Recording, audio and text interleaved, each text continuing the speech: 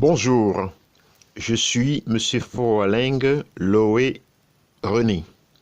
Aujourd'hui, dans le cadre du cours d'économie sur les physiocrates, nous allons voir Guillaume François Le Trône. En effet, Guillaume François Le Trône, né le 13 octobre 1728 à Orléans, est mort le 26 mai 1780 à Paris, est un juriste économiste français qui demeure l'un des principales figures de la physiocratie, école de pensée fondée par François Quesnay et le marquis de Mirabeau en juillet 1757. Biographie. Origine.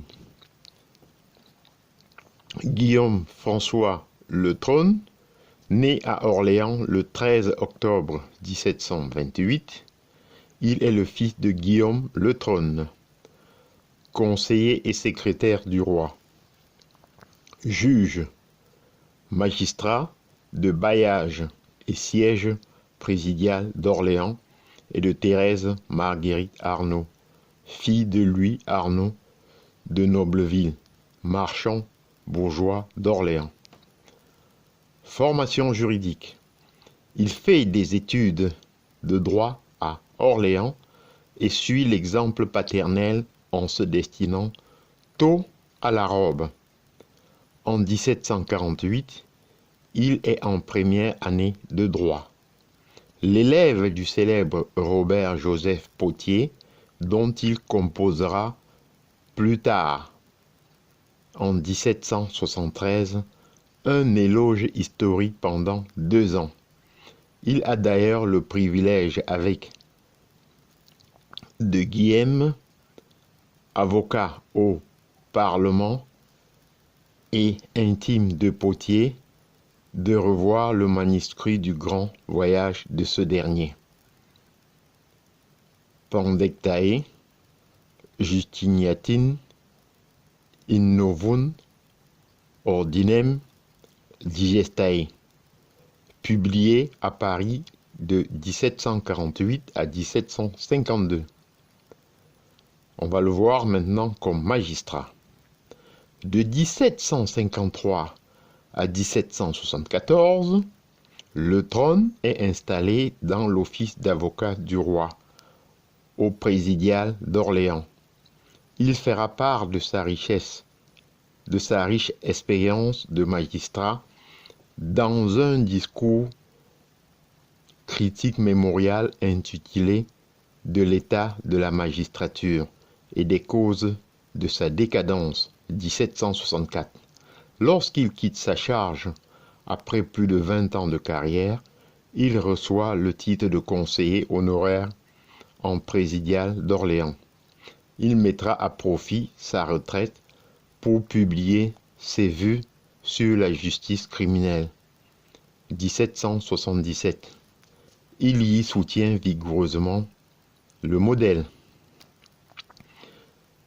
exposé par Michel Servan dans son fameux discours de 1767 sur la justice criminelle. On va le voir maintenant en tant que physiocrate. Jusqu'en 1763, il s'occupe de la question de droit naturel, de droit des gens et de droit féodal.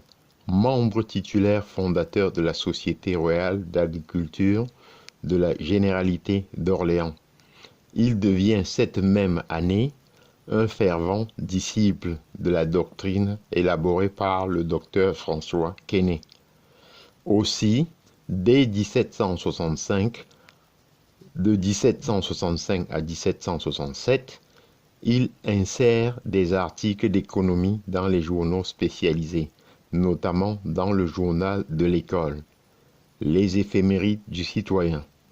À partir de 1768, il se livre à des travaux plus amples, dans lesquels il développe les principaux préceptes du mouvement physiocrate. Parallèlement à sa fonction d'écriture, Il est à partir de 1769 membre associé de l'Académie royale des belles-lettres de Caen, où il lit en 1770 et 1771 5 discours qu'il publia en 1777. Dans un de ses ouvrages les plus importants, de l'ordre social, le trône est d'autre part membre honoraire de la Société économique de Berne.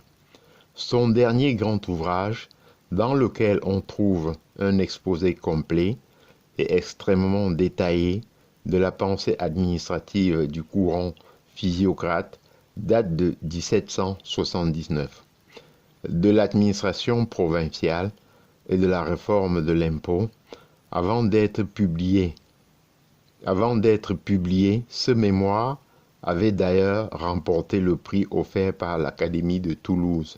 Mais comme en 1780 devait se tenir une réunion du clergé à Paris, le garde des Sceaux craignit que ce livre ne les indisposât, car il suggérait notamment d'imposer les biens des ecclésiastiques pour éviter le bruit et le scandale. Le livre est saisi, bien que Necker, pourtant peu réputé pour ses sympathies physiocratiques, en ait favorisé la publication. Décès. Peu de temps après cet épisode, le trône meurt à Paris le 26 mai 1780 à la suite d'une fluxion de poitrine. J'en ai terminé et je vous en remercie.